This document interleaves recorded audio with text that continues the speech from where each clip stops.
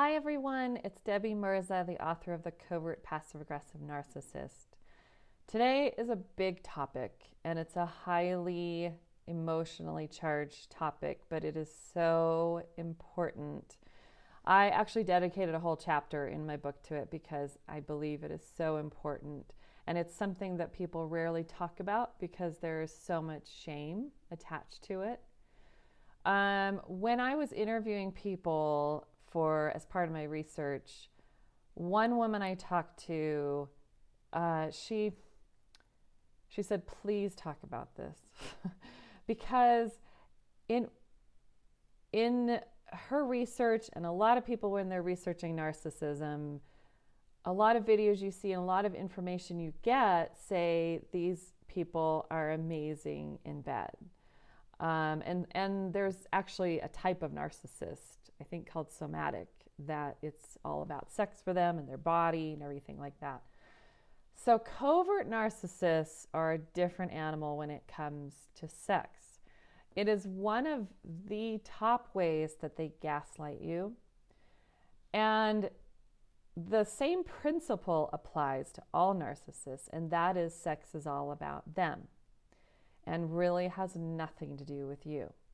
They are not lovers who want to make you feel great and who love being with you in every way. They are not lovers. Sex with a narcissist does not feel like making love. And so it can be a very confusing thing because many stories are different, but they have the same trait of it being about them. So I'm going to kind of jumble my way through talking about this. And there's so much to say on it, and this is just going to be a short snippet, but I'm hoping that this will validate your own experience. So I talked to some people who sex was not good the whole time. I've talked to other people who sex was really good for a while, actually. One woman was with a man for 20 years. The first 10 years, sex was great. She felt loved. It was good. And then weird things started to happen. Like he became obsessed with the idea of her getting a Brazilian wax, and she didn't want to. She said it made her feel uncomfortable. And so instead of valuing how she feels and honoring and respecting that like a normal, healthy person, he blamed her. But he did it in a very, very subtle way that worked on her emotions and her sensitivities. So what he would say was, you don't care about me. This clearly shows me that you don't care about me because you know how important this is to me. You know, I've watched porn and a lot of the girls, have had Brazilian waxes and I like it so much better and this means so much to me. And you obviously don't care about my needs, which is just so horrific. And when you first hear that, you think, what a jerk. Why would she stay with them? But there had been so much love bombing, and she had come to solidly believe this was a good person who loved her. So it doesn't enter your mind that this is cruel and selfish and about him, because in your mind you really believe he cares about you. So that's a small example of what they'll do. And this goes men and women, because I talked to men too where they felt like no matter what, they were never good enough as a lover. And that's part of the gaslighting. So what covert narcissists will do in sex is they will make you feel like something is wrong with you and you will never feel good enough as a lover. And they do that in different areas, but I think it's so damaging because sex is such a vulnerable space. That is when you are the most vulnerable. And they will do things that make you, in just little ways throughout time, feel like something's wrong with you. And what's not talked about a lot with covert narcissists that's actually really common, a lot of women I talked to were with their partners or spouses for 15, 20, 25, 30 years and never once had an orgasm. So that is filled with so much shame in them that they haven't talked about it. And that's where this woman was urging me, please bring this part up, because there's so much shame attached to it. What is wrong with me? Why can't I orgasm? This must be my fault because my partner is fine, so it obviously has to be me.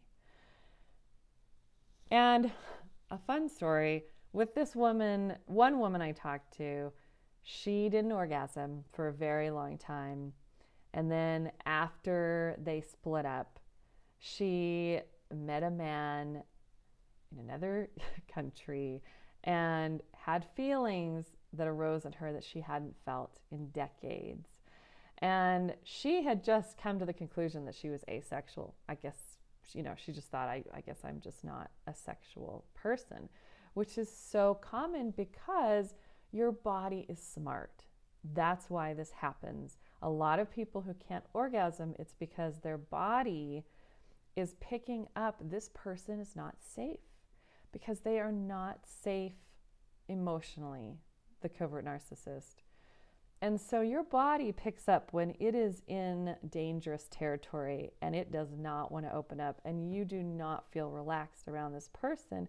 And in order to orgasm, you need to feel safe and relaxed and free, and there's just no possible way to do that with a lot of covert narcissists. So I bring this up for all of you out there who have been so affected by your sex life with a covert narcissist.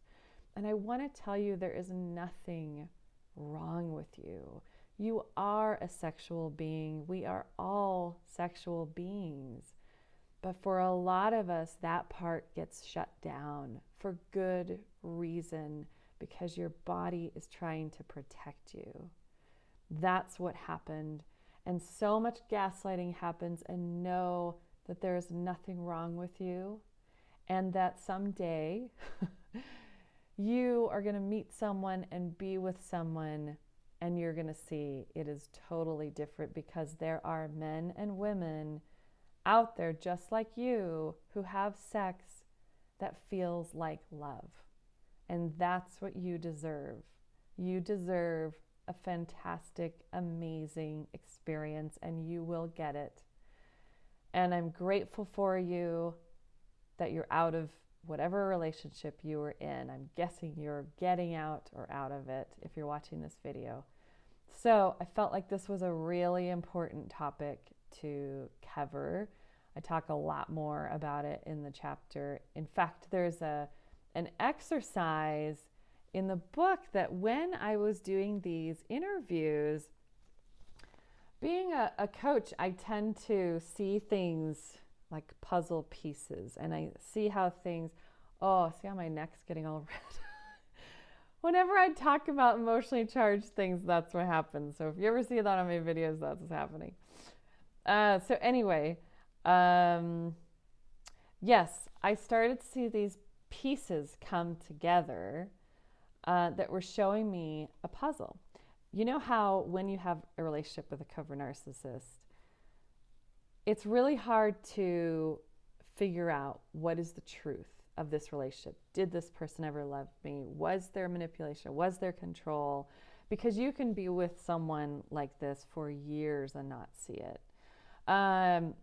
So what I noticed when I started interviewing about people about their sex life is, I feel like I probably shouldn't give this away.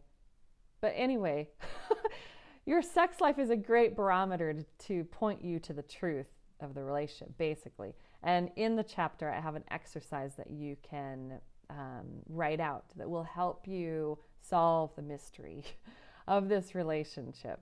So anyway, I hope that's helpful. I really do. This is such a huge part that's so damaging in these relationships. And so that's why I wanted to talk about it. So lots of love to you today, and I will talk to you later.